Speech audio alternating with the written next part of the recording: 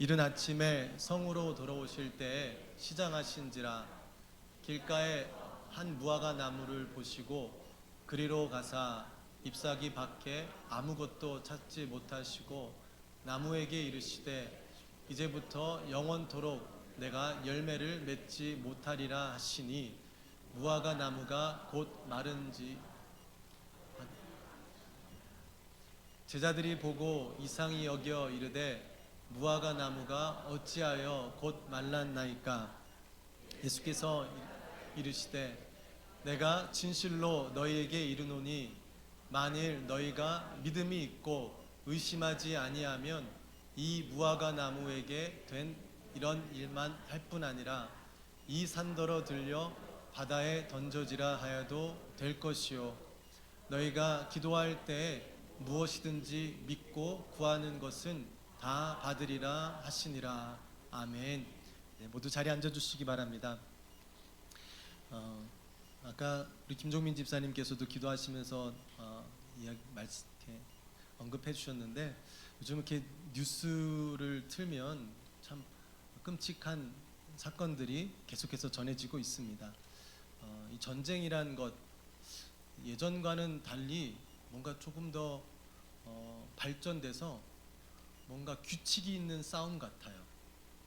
옛날에는 마구잡이로 싸우는 게 옛날 시대의 싸움이었다면 요즘은 규칙을 두고 대놓고 싸우는 것 같은 느낌이어서 오히려 더 무서운 느낌이 듭니다.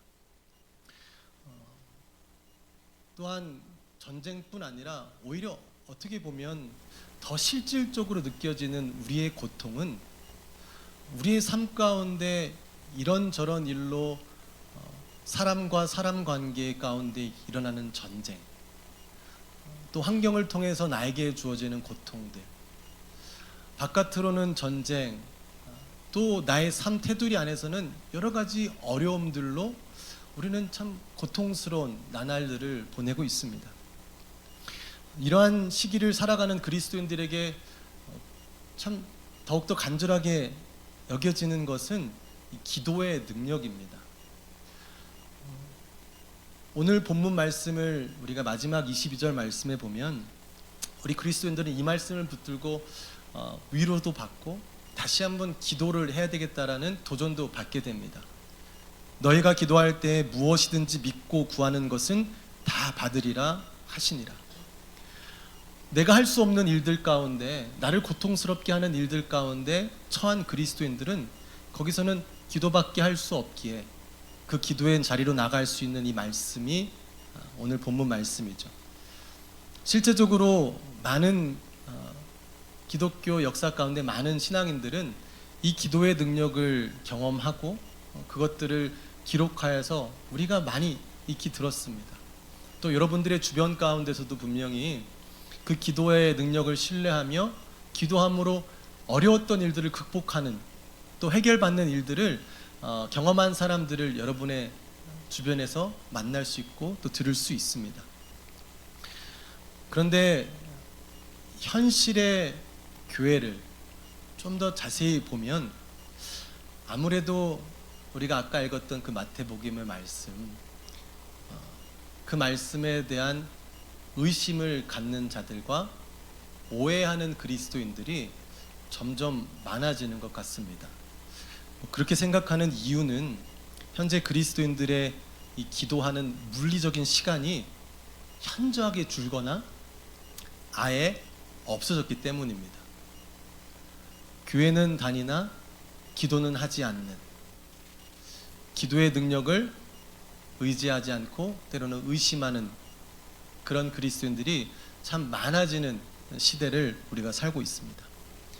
그래서 오늘 저는 말씀을 통해서 우리 예수님께서 우리 그리스도인들에게 주신 기도의 능력에 관련된 말씀을 조금 더 주의 깊게 살펴보고 혹시라도 우리가 가지고 있는 기도에 대한 의심이나 또 오해들을 바로 잡아서 정말 이 성경이 얘기하는 기도의 능력, 그 능력을 경험할 수 있는 또 은혜가 있게 되기를 소망합니다. 오늘 이 기도의 말씀을 잘 이해하기 위해서는 이 본문 말씀의 앞에 나온 오늘 본문 말씀 무화과 나무가 마른 사건과 그 앞에 성전 청결 이 사건을 잘 이해해야만이 이 기도에 대한 말씀이 오해 없이 의심 없이 우리에게 다가올 수 있습니다. 성전 청결 사건은 말은 청결이지만 예수님께서 예루살렘 성전에 가셔서 상을 엎으시는 일을 성전 청결이라고 부릅니다. 그거 웬만하면 못할 일이잖아요. 옛날 남자 어른들이 뭔가 마음에 안 들면 상을 엎은다라는 이 소문은 들어본 적이 있지만, 야, 누가 이렇게 상을 엎을 수 있을까? 특별히 얼마 전에 이 나귀 새끼를 타고 겸손한 모습으로 온화하게 예루살렘 성전을 입성하신 예수님의 모습을 생각해 보면, 그분이 지금 성전에 들어가셔서 이 상을 엎으시고 의자를 엎으셨다라는 이 모습이 너무나 대조적으로 느껴져서 좀 어색하기도 합니다. 예수님께서 그렇게 하신 이유는 6월절에 사람들이 제사를 지키러, 하나님께 제사를 올리려 여러 군데에서 모인 자들이 그 제사에 드릴 그 재물을 사고 파는 그런 상황 가운데 예수님은 그것을 보시고 그 매매하는 상을 엎으시고 의자를 엎으신 것입니다. 우리는 이 말씀을 통해서 1차적으로 딱 깨닫는 게 뭐냐면, 교회에서는 물건을 사고 팔면 안 되는구나 라고 생각하게 됩니다. 그렇지 않나요? 네, 일반적으로 그렇게 생각할 수 있습니다. 장사를 하면 안 되는구나, 돈거래를 하면 안 되는 거구나 라고 생각하죠. 근데 이것이 한편으로는 교회의 질서를 지키기 위해서는 너무나 중요한 일일 수도 있으나 그게 꼭 반드시 지켜야 되는 것만은 아닙니다. 마치 우리가 예전에 어렸을 때 교회 다니신 분들 있다 보면 특히 장로교 주일에 돈 쓰면 안 됐잖아요. 저는 장로교도 아니었는데 하여튼 막 청바지 찢어진 거 입고 막 뭐 이렇게 하여튼 마귀 새끼라고 그러고 막 머리 염색하면 막 하여튼 그런 신앙생활 했어요. 이 돈도 쓰면 안 되니까 헌금을 이렇게, 저희 때는 죄송하지만 어렸을 때 헌금 막 몇백 원 주시면 몇백 원은 넣고 몇백 원 갖고 이제 슈퍼마켓 가서 사 먹는데 그것도 걸리면 안 되니까 막 몰래 숨어서 가고, 그걸 또 본 친구들은 교회 가서 막 선생님한테 목사님한테 일러갖고 또 혼나게 만들고, 이런 신앙생활들을 했었어요. 어떤 분들은 버스도 안 타고 주일날 돈 쓰면 안 되니까. 그때 시대에는 그게 신앙이었고 그걸로 그들의 신앙을 지키는 일들이 있었죠. 그때 신앙을 지키기에는 그게 중요했을 수도 있으나 그거를 해야만이 신앙생활하는 것에 대해서 반드시 필요한 것은 아니었죠. 교회에서 뭔가를 사고 파는 것, 그것이 우리가 신앙생활하는데 때로는 불편할 수도 있지만 그걸 한다고 우리가 잘못된 것은 아닙니다. 왜냐하면 예수님께서 상을 엎으신 이유는 그들이 그 성전 안에서 매매했다라는 그 이유가 근본적인 이유가 아니었기 때문에 그래요. 여러분도 아시다시피 유대인들은 이 예루살렘 성 근처에만 살지 않고 흩어져 살았죠. 그들은 절기를 지키기 위해서 오랜 시간 먼 길을 걸으며 와야 됐습니다. 제사를 드리기 위해서. 근데 제사를 드릴 때 가장 중요한 것 중에 하나가 흠없는 제물. 근데 그들에게는 먼 길을 걸어서 와야 되는데 이 동물을, 이 먼 길을 데리고 오면서 흠없이 지킬 수 있는 것은 거의 불가능한 일이었던 거예요. 그러니 그들이 예루살렘 성전까지 온 이유, 즉 흠없는 제물을 하나님께 바칠 수 있게 하기 위한 것은 성전에서 파는 흠없는 제물을 사서 드리는 것이 거의 유일한 방법이었죠. 그래서 성전 안에서 무엇인가 사고 파는 것은 그들에게 있어서 필수 불가결한, 반드시 필요한 일들이었습니다. 근데 예수님께서는 그들에게 이 상을 엎으시면서 하신 말씀이 있죠. 어디서 교회인데 이것을 사고 파느냐가 아니라 그들에게 얘기하신 것은 너희는 강도의 소굴을 만든다고 하셨습니다. 이 강도라는 것은 여러분도 아시다시피 다른 사람의 것을 자기 것이 아님에도 불구하고 폭력, 힘을 사용해서 그것을 가져오려고 하는 자들을 강도, 폭력을 쓰는 사람이라고 합니다. 이 폭력을 쓰는 사람을 다른 구절에서 찾아보면요, 마태복음 11장 12절 말씀에 있는데요, 이렇습니다. 세례 요한의 때부터 지금까지 천국은 침노를 당하나니 침노하는 자는 빼앗느니라. 옛날에 저 이렇게 중고등학교 때 목사님이 이 말씀을 하시면서 천국은 침노하는 자들의 것이니 기도하며 부르짖으라고 막 목이 쉬도록 침노하라고 그렇게 하셔서 이 말씀을 갖고 막 뜨겁게 기도했던 적도 있는데, 근데 또 이 본문의 말씀을 조금 더 깊이 생각해 보면 이 침노하는 자들이란 말이 폭력을 쓰는 자들이라는 겁니다. 그래서 이 세례 요한 때부터 복음을 선포하고 천국을 선포하는 자들, 예수님과 예수님의 제자들을 핍박하는 자들, 그들을 억압하는 자들, 즉 바리새인들과 이방 나라 사람들, 헤롯 왕, 그렇게 복음을 반대하고 폭력으로 누르는 사람들, 그들이 폭력을 쓰는 자, 강도와 같은 자들이라고 표현하라는 것입니다. 그렇다면 강도의 소굴을 만든다는 것은 유대인들이 성전 안에서 물건을 사고 파는 문제에 대해서 예수님께서는 지적하시는 것이 아니라, 여기서는 바리새인들이 자신들의 힘으로는 얻을 수 없는 그 구원이라는 것을 자신들의 능력으로, 자신들의 의와 자신들의 제사로 예루살렘 성전 안에 들어올 수 있다라는 권한으로 구원을 획득하려고, 자신의 힘으로 구원을 얻어내려고 하는 이 바리새인들을 강도라고 예수님께서는 표현하신 것입니다. 또 다른 이유로 말씀하시는 게 뭐가 있냐면, 성전 청결 이 사건 오늘 보면 바로 전에 이렇게 상을 다 엎으신 후에 갑자기 예수님이 맹인과 다리 저는 자를 고쳐주시는 일이 적혀 있습니다. 갑자기 뜬금없이 이렇게 화내시고 맹인들을 고쳐주시지? 라고 생각할 수 있는데, 이 말씀은 사무엘하 말씀으로 가보면 옛날 다윗이 이스라엘 군대를 끌고 예루살렘 성이라는 그때 당시 난공불락의 그 성을 공격하라고 갔을 때, 이때 여부수 족속들 사람들이 다윗을 보고 조롱하죠. 니네가 어떻게 이곳에 올라와서 우리를 점령할 수 있냐? 야, 니네가 올라와?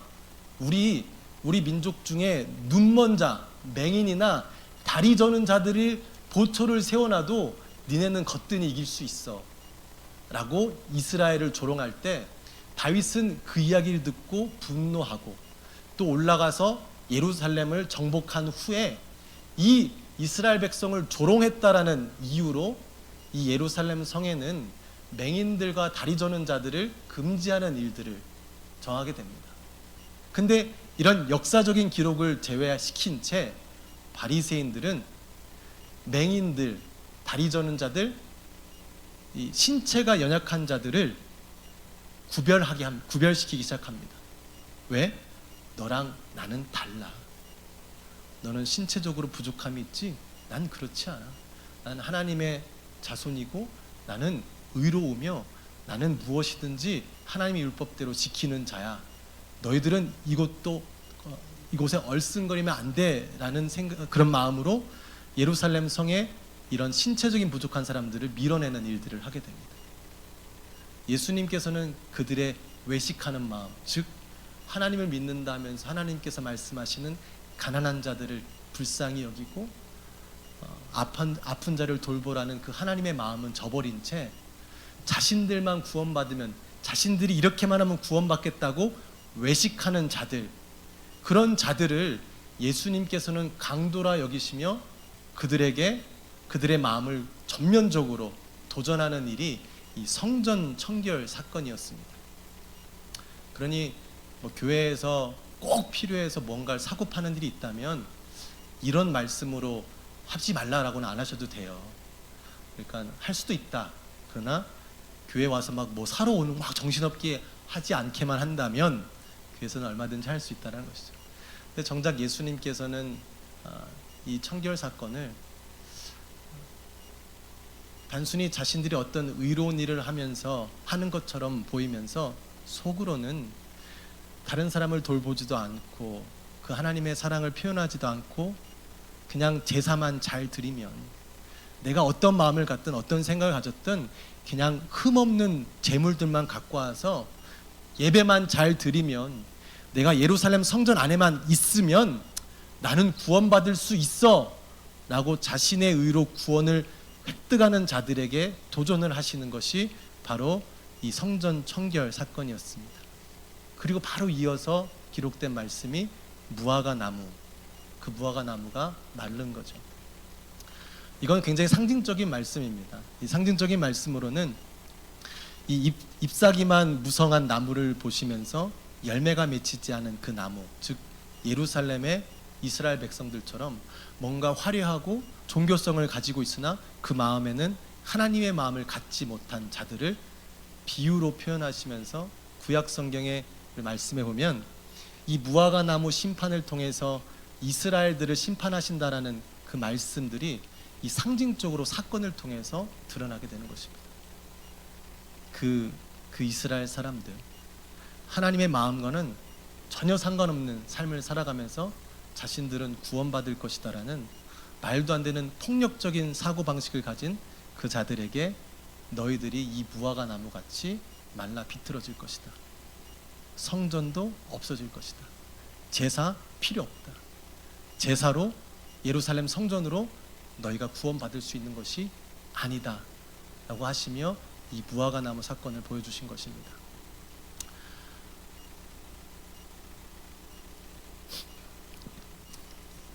이렇게 이 말씀 두 가지 사건이 일어난 후에 오늘 본문 말씀에 보면 21절 말씀이 있는데요. 아까 읽은 21절 말씀 한번 같이 읽었으면 좋겠습니다. 21절, 예수께서 대답하여 이르시되 내가 진실로 너희에게 이르노니 만일 너희가 믿음이 있고 의심하지 아니하면 이 무화과 나무에 이런 일만한 뿐 아니라 이 산더러 들려 바다에 던져지라 하여도 될 것이요. 아멘. 이 말씀을 들으면 너무 멋있지 않나요? 산이 들려서 바다에 빠진대요. 그러니까 말이 안 되는 일을 기도를 하면 이루어 주신다라는 말씀으로 들을 수 있는데, 이 말씀을 앞에 두 사건으로 같이 보게 되면 이 산이라 함은 아까 얘기한 정복된 산, 성전이 세워진 산, 이 산조차도 이제 더 이상 필요 없이 이게 아니고도 구원받을 수 있는 예수님을 통해서 구원받는 것, 즉 그들이 드린 제사와 성전으로 너희가 구원받는 게 아니다라는 것을 이 말씀을 통해 가르쳐 주시는 거예요. 다시 얘기하면 예수님 믿으세요? 이제부터 기도하세요. 금식하세요. 한 40일 금식하면 하나님이 들으시고 응답하실 것입니다 라는 것이 아니라 너희 능력으로 뭐 그렇게 해서 하나님이 들어주신다 그 말씀을 하시는 것이 아니라 이 모든 것들은 예수 그리스도만이, 즉 산이 들어서서 바다로 들어가는 이런 불가능한 일을 예수님께서 너에게 해주셨다라는 것을 말씀해 주시는 것입니다. 아무리 기도하고 아무리 헌금을 많이 내고 아무리 신앙생활을 해도 우리의 노력과 우리의 헌신으로는 구원을 받을 수 없는 그 불가능한 일을 예수님께서 해주셨다라는 것을 이렇게 표현해 주신 거예요. 그 말씀 이후에 주신 말씀이 21절 말씀이죠. 너희가 기도할 때 무엇이든지 믿고 구하는 것은 다 받으리라 하시니라. 결국 예수님께서 이 기도에 대한 말씀을 허락하신 것은 아까도 말씀드린 대로 믿는 사람들을 기도하는 대로 다 들어주실 거니까 기도만 열심히 해 라는 것이 아니라 우리의 힘으로는 가질 수 없는 그 구원이라는 선물을, 그 불가능한 일을 예수님께서 해주셨으니 그 불가능한 일을 가능하게 하신 예수님을 신뢰함으로 기도하라는 거예요. 기도는 내가 원하는 것을 이루어 주시는 하나님께 기도하는 것이 아니라 내가 할 수 없는 일을 이미 이루어 주신 그 하나님을 신뢰하는 마음으로 그분을 신뢰하는 믿음을 표현하는 도구가 기도라는 겁니다. 여러분은 얼마나 예수님을 신뢰하십니까? 근데 그 신뢰는 기도하지 않고는 신뢰할 수가 없는 거예요. 왜? 그 신뢰의 도구를 기도로 주셨으니까.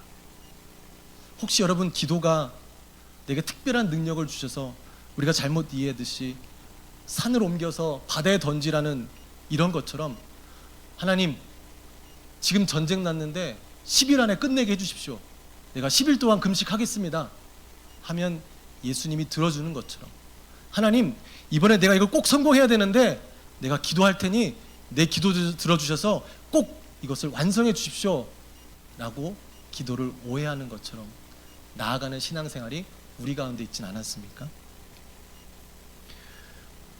우리는 때로는 이 기도라는 것을 마치 어린아이에게 그들이 하지도 못하는, 해보지도 않은 청소를 시키면서 옆에서 아이고 저 깨트리면 어떡하지? 아이고 청소는 제대로 하겠어? 안절부절하면서 그 일을 시키는 이 부모 같은 마음으로 하나님께 맡겨드리고서도 아이고 하나님 하실 수 있겠어? 이거 내가 생각하는 것대로 안 하네. 이거 아닌데? 아유 하지 마세요. 아니면 여러분들이 어떤 일을 하면서도 누군가에게 돈을 주고 그 일을 맡길 때 그 사람들을 신뢰할 수가 없어서 그 일을 맡기고서도 그 사람이 잘하는지 옆에서 계속 구경하는 일 있지 않습니까? 돈도 주고 다 맡겼는데 자기 시간까지 들이고 계속 있잖아요. 왜? 못 믿으니까. 근데 우리의 삶에 편한 것은 내가 믿을 만한 사람을 찾고 그 사람에게 페이를 하면 그 문제는 그 사람이 알아서 해결하는 거예요. 그래서 돈을 페이하는 거잖아요. 일반적으로 우리가 살아가면서도 그렇게 신뢰하는 사람들에게는 그것을 맡기고 감당하도록 주는데, 우리는 하나님을 믿으면서도 하나님께 맡기면서도 하나님을 신뢰하지 못해서 옆에서 계속 참견하고 이렇게 하라 저렇게 하라 안절부절하며 삶을 살아가고 있지는 않습니까? 돈을 냈으면 내가 돈 낸 걸로 짐을 풀어야 되는데 돈도 냈고 짐도 지는 어리석은 일들을 우리가 하고 사는 거잖아요. 예수님이 그래서 우리한테 부르시는 거예요. 수고하고 무거운 짐진 자들아, 너희가 가지고 있는 가장 큰 짐, 너희로서는 해결할 수 없는 그 가장 큰 짐을 내가 해결해 줬다. 나한테 들고 와라. 왜 네가 할 수도 없는 그 불가능한 일을 왜 짊어지고 이렇게 힘들게 살아가느냐? 라고 말씀하시는 것입니다.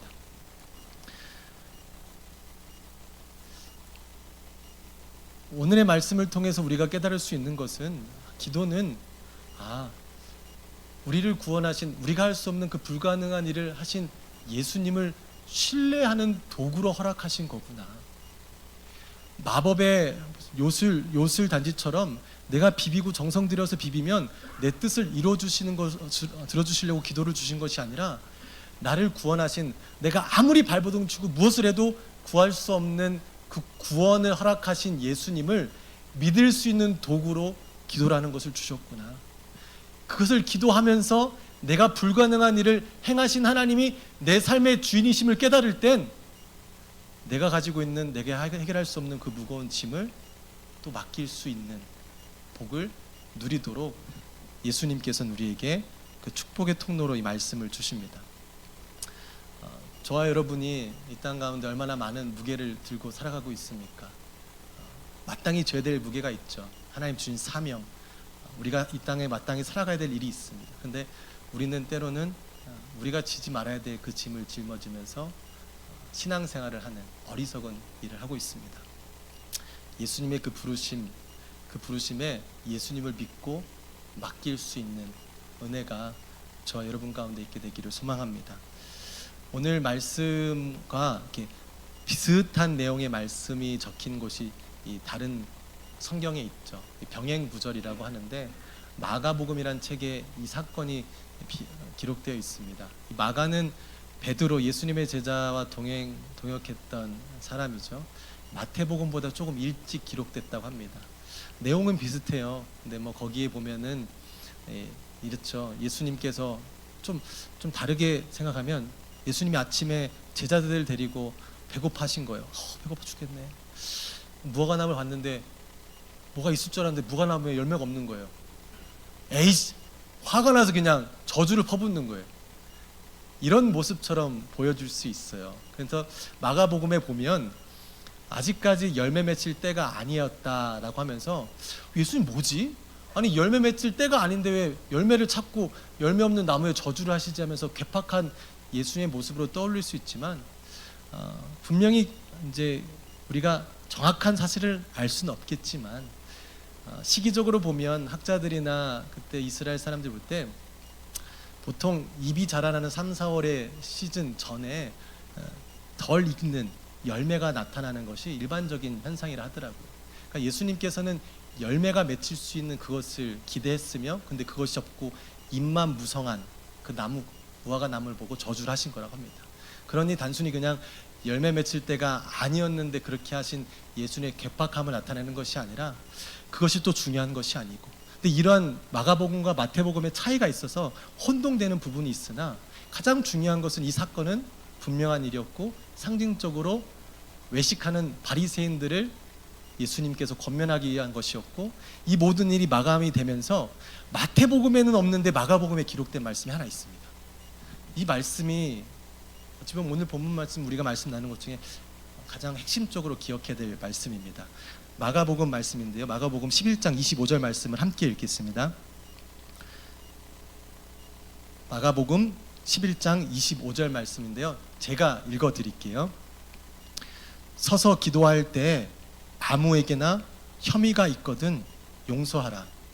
그리하여야 하늘에 계신 너희 아버지께서도 너희 허물을 사하여 주시리라 하시니라. 아멘. 갑자기 원하는 대로 기도하면 다 들어주실 거야 라는 말씀이 있는데, 그 뒤에 갑자기 용서하라는 말씀이 오게 됩니다.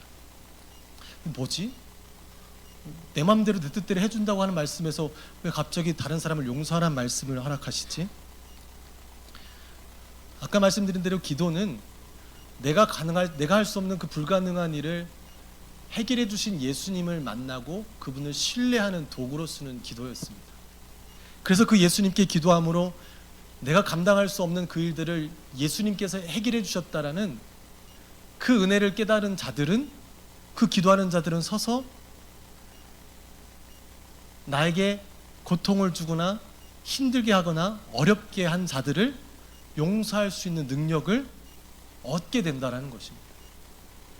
왜?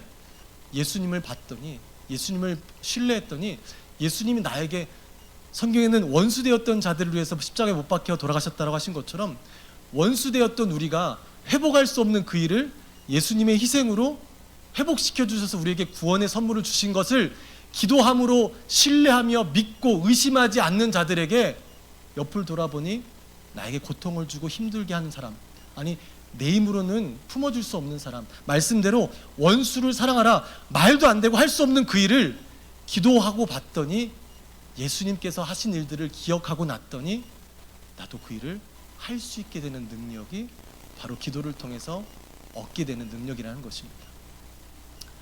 우리가 할 수 있는 기도의 능력은 단순히 내가 하고 싶은 일들이 이루어지는 그것으로 해서 하나님께서 우리의 기도의 능력, 기도를 주신 것이 아니라, 하나님이 하신 일들을 믿고 의심하지 않고 그가 베푸신 구원을 누리며 그가 하신 일들을 우리도 이 땅 가운데서 감당하며 살아가라는 것입니다. 나를 사랑하는 자를 사랑하는 것은 어떻죠? 너무 쉽죠. 나를 사랑하는데 미워하는 사람은 나쁜 사람이에요. 나를 사랑하는데 사랑하는 사람 너무 쉽죠. 누구나 할 수 있다고 하십니다. 근데 예수님께서는 그게 아니라 나를 미워하는 사람까지도 사랑하라 합니다. 세상은 나를 사랑하는 사람들을 사랑하는 것 누구나 할 수 있는 일입니다. 세상은 강한 자가 약한 자를 잡아먹는 건 당연한 일입니다. 우리 모두가 다 그렇게 살아요. 근데 예수님을 만나고 그것과 정반대의 길을 걸으신 예수님, 또 그 일을 통해서 나에게 은혜를 주신 예수님 만난 사람들은 그것과 반대되는 일, 즉 예수님이 하신 일처럼 원수도 사랑하는 거예요. 내가 힘이 너무 세서 저 사람은 얼마든지 짓누르고 내가 원하는 것들을 획득할 수 있는데, 그렇게 하면 나에게 유익이 있을 수 있는데, 내가 더 잘 살 수 있는데, 그런 세상적인 방향이 아니라 예수님이 걸어가신 길, 권위가 있고 권력이 있으심에도 불구하고 낮아지시고 품어주시고 용서해 주시는 그 길을 기도하는 자들 또한 그 능력을 얻을 수 있다라고 말씀해 주시는 것입니다. 세상 사람들이 다 하는 것들을 할 수 있는 것은 하나님 주신 특별한 능력이라고 보긴 그렇죠. 세상 사람들이 할 수 없는 예수님을 만난 자들만이 할 수 있는 능력, 용서하고 품어주고 함께 가는 것. 이것이 바로 믿음의 사람들, 예수님으로부터 불가능한 일을 받은 사람들, 예수님과 함께 살아가기를 원한다고 고백하는 그리스도인들에게 주신 기도의 능력입니다. 생각해보면 세상이 이렇게 시끄럽고 어지러운 이유는 누군가가 좀 더 강하지 않아서, 강한 능력이 없어서가 아니라 용서할 능력이 없어서 이런 일들이 일어나는 것 같습니다. 여러분의 삶도 그렇지 않습니까? 우리의 삶이 복잡하고 힘든 이유가 내가 누구보다 좀 더 강하지 못해서가 아니라 누구를 품지 못해서, 누군가를 용서하지 못해서 얻게 되는 고통이 더 많지 않습니까? 내가 좀 더 강해지고자 하면은 저와 여러분은 최고가 돼야 돼요. 최고가 되지 않으면 또 다른 강력한 자가 나를 누르기 때문에. 근데 다 어떻게 강해질 수 있죠? 늘 힘으로 싸우는 일에는 끊임없는 싸움과 전쟁밖에 없죠. 그거를 깨시려고 예수님께서는 이 땅에 오셨고 그와 반대되는 일을 우리에게 허락해 주셨습니다. 정의 따지자, 뭐가 옳고 그름을 따지자 필요하죠. 근데 우리가 그 기준으로 하나님 앞에 설 수 있습니까? 야, 좋다, 네가 잘한 거 못한 거 한번 보자. 그런 기준으로 하나님 앞에 바로 설 수 있는 사람이 어디 있습니까? 희생과 용서가 있었기 때문에 우리가 하나님의 자녀로 된 것 아니겠습니까? 그 하나님을 생각하고 예수님을 묵상하는 자들에게는 때로는 나에게 어렵게 한 자들, 더 나아가서는 이 사순절 기간 예수님께 했던 그 조롱, 모욕, 핍박까지도 예수님은 다 품으시는 능력, 우리도 기도를 통해서 그러한 능력이 우리의 삶 가운데서도 일어나게 되기를 소망합니다. 이게 승자라는 거예요. 이게 하나님께서 말씀하신 피스메이커, 평안을 만드는 자들이라는 거예요. 저와 여러분이 물론 바라기는 어디 가는 데마다 조롱당하고 모욕받는 일이 없었으면 좋겠습니다. 그러나 그런 일이 있다면 예수님을 믿지 못하는 사람들은 할 수 없는 능력, 때로는 그런 불공정한 것도 받아들이면서 그들을 용서할 수 있는 능력이 기도를 통해 여러분에게도 저에게도 또 나타나게 되기를 소망합니다.